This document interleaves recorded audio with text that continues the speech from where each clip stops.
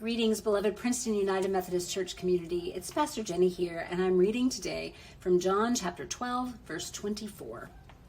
Jesus said, "Very truly I tell you, unless a grain of wheat falls into the earth and dies, it remains just a single grain.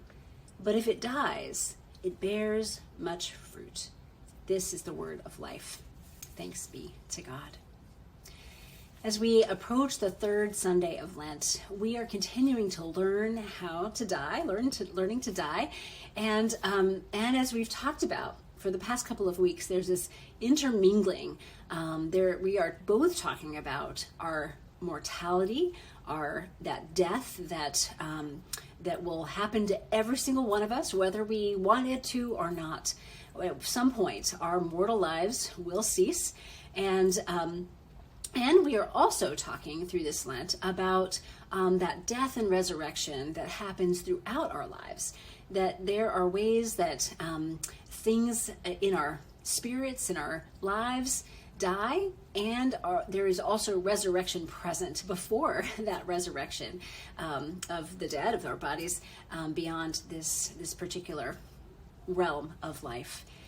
And often these two things, we keep them very separate in our minds and in our lives, but in Scripture and in our conversations through Lent, these things are mingling together quite a bit because Scripture doesn't divide these up nearly as neatly as we tend to do in our very Western, North American, post-Enlightenment kind of minds.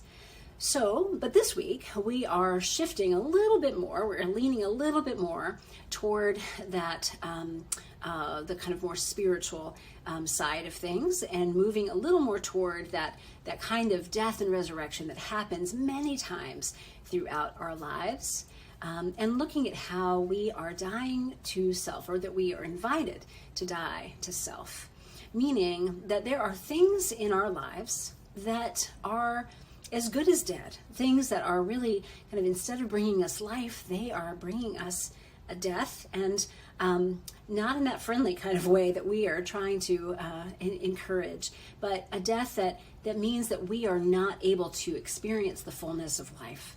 The kind of dead spaces where there is brokenness and distance and separation and sin that keeps us apart from each other, that keeps us distant from God, that keeps us distant from our inmost self, our truest self, our most clear identity as a child of God, keeps us distant and from creation and all of creation on this planet and throughout the universe.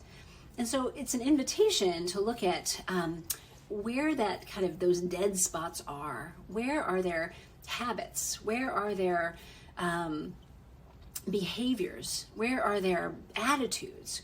Where are their things that we do and think and say that are kind of causing death already, but that need to die completely, that need to die further, so that just like that seed that falls into the ground in the midst of that beautiful work that God does in death and darkness, that resurrection can come from it. And from it, in that resurrection, enormous life, enormous fruit, enormous good can come out of those places where death once lurked. So I invite you, as we move towards Sunday, to just take a little life inventory. Are there places that are feeling kind of dead to you? And this gets a little bit tricky, right? That it's not just those places that feel dead. There may be places that actually feel kind of alive, but that are not bringing us to life, right? Places where things have been going this way for a long time. Things has kind of seemed like they might be okay, but they're the ramifications of them, for example, the way that this behavior or this attitude, I might like it quite a lot, but it is causing distance from God or from others. It's causing problems and pain and struggle and suffering because of what I am doing. And sometimes it's hard to see that. Sometimes, very often, actually, it's hard to see that. So it's an invitation to do some bit of a little inventory in your life, thinking about the different relationships that you have, thinking about the relationship we have with God, thinking about the ways, am I in integrity right now? Am I acting and living in ways that line up deeply with my values, with my belovedness, with who I know myself and feel called to be as God's beloved child? And just to take a little inventory, shining the light in all these different little places, and just noticing, and just prayerfully talk with God about some of these things. In line with our worship series, it may even be that some of these places where you're feeling, you're noticing in these relationships and this kind of life inventory, it may even be like fear or struggle around talking about death or looking at your own mortality or your health or your well-being. This may indeed be the very place that you need to let something die so that life might come. So, there are countless ways that we do this and look at this and need to look at it and over and over and over again in our life. So may you do engage in this today and continue to do so as we continue through Lent.